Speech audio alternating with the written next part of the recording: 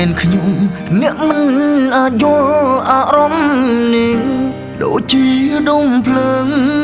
រលឆេងជឿម្លេងទេគ្មានពីអធិប្បាយអត់ធន់ទាំងចិត្តគិតអ្វីក៏មិនហ៊ាននិយាយ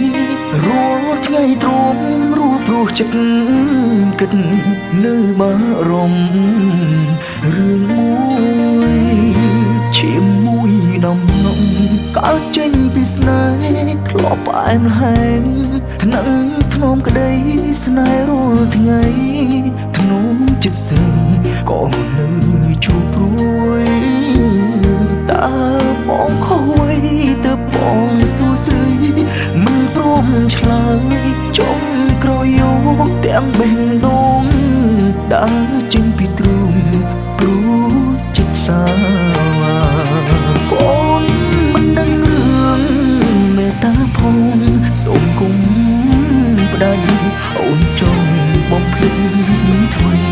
គុំបំភ្លេចកូនហើគេប៉ាសំណូមពោវៃបងលេជូនតាមចិត្តត្រូវការមេត្តាកុំឲ្យកូនបងហើយគេប៉ាបែបនេះបានទេ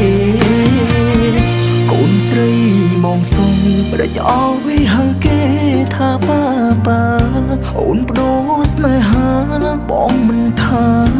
តែនេះគឺជាមរតកនៃស្នេហ៍បងមិនជឿទេ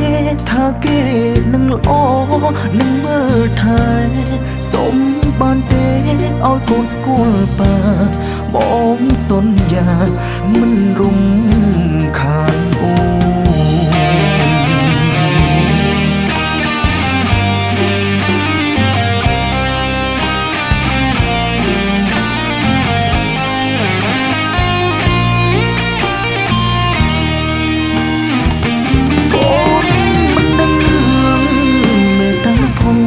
សូមគុំផ្ដាច់អូនចង់បំភ្លេចថ្មីគុំបំភ្លេចកូនហើគេប៉ាសំណូមពោវៃបងលេជូនតាមចិត្តត្រូវការមេត្តាកុំឲ្យកូនបងហើយគេប៉ាបែបនេះ